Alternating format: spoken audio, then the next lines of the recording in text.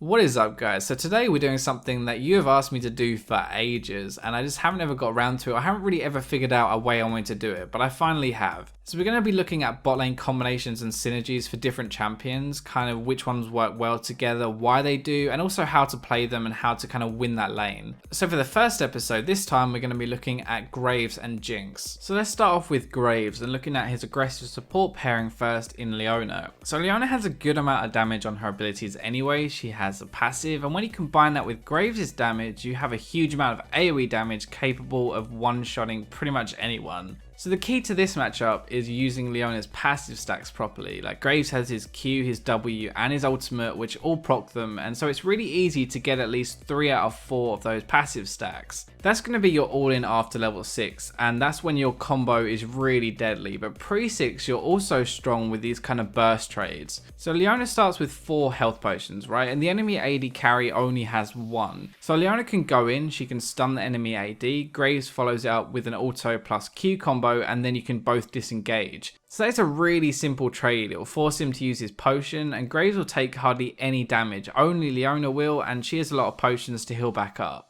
So if we move on to his passive support in Thresh, and well, Thresh doesn't really have to just be passive, right? But he can use his kit to either disengage or engage, and that's kind of the important thing. So Thresh can box to protect Graves, he can hook and run away, flame run away, but he can also use his things to set up kills. It's kind of like the threat of being able to use them aggressively, which is what you want to do more as a passive support player. Like Graves' win conditions in lane are to win the lane, like he's a lane bully and you should always come out ahead. Even if you don't actually want to fight, when you're stronger you can push up a bit, zone the enemy AD carry, because if he comes forward he's in range of you hooking him. The other good thing is that you don't even have to follow up a hook if you do hit it, you can just hold him in place and then let it drop. When he's hooked, Graves can just auto and Q, which is like the ideal trade, and because he is hooked he can't return any damage. Janna kind of counters every aggressive lane because of her disengage, so when Graves goes in she can ultimate him away, follow that up with a knock up from her Q, and by that time her AD is going to be safe. A more direct counter though to Graves is going to be Braum. Now I hate playing against Braum when I play Graves. Braum's shield can block his Q, his W and his ultimate, like all of his damage, and it makes playing against him really hard. It really turns into a waiting game as well, and whoever uses their spells first is probably going to lose. If Braum shields first, then Graves can hold his damage until it's down, and if Graves tries to use his damage first, then Braum can put up his shield while it's mid-flight and block it all.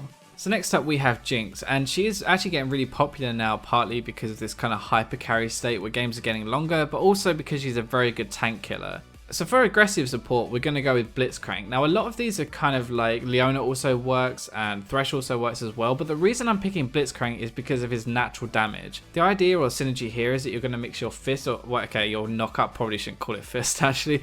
You're going to mix your knockup and your chompers together to create a CC chain, which is going to hold them in place and allow you to kill them. Now this is especially after level 6, this is really dangerous and will pretty much always land you a kill, but pre-6 is really good harass. So Blitzcrank is going to pull someone in, he's then going to knock them up into the air, at which point you place your chompers down onto Blitzcrank, they're going to charge by the time the enemy lands, he'll be locked in place again, and that CG chain should be long enough for you to actually kill them. Now when we're looking at passive supports, we're kind of covering up their weaknesses, right? And Jinx's biggest weakness is that she doesn't have an escape and she's very immobile until she gets that reset. So in teamfights, when you're playing with a Jinx, the biggest thing you have to do is keep her alive until she gets that reset, because after the reset, she can kind of look after herself. So Janna is probably the best person to do this because she can ult people away, she can slow them, she can use her Q, and you also rush a Crucible, or you tend to on Janna. It's actually quite viable, so that's going to keep her alive even more. Now obviously as a passive support you don't really offer too much in lane, but the biggest thing is that she's an anti-camp champion. So what I mean is that you'll especially see this when we come to the counters, but Jinx is going to suffer from being camped because pretty much every jungler right now has crowd control and she isn't mobile at all. So when we're looking at counters for Jinx, there are 2 champions that spring to mind. Now Morgana and Annie. Annie's probably the #1 counter, so let's just go for Morg first. So Morg's binding is a really good way of locking down Jinx from range, and it's a really good poke with your W as well. so you can kind of get lane control from this. It's not so much of an all-in. Annie, on the other hand, is a very all-in kind of aggressive support, and the reason she counters Jinx so hard is because she can basically one-shot her with a very little help from her AD carry. The reason this is so good is because Jinx takes time to ramp up. She takes time for her attack speed to build up, she takes time to kill you, and that is just time you don't have when you're playing against an Annie. You're pretty much dead already after her combo with her ultimate, and you don't have time to get that reset and escape.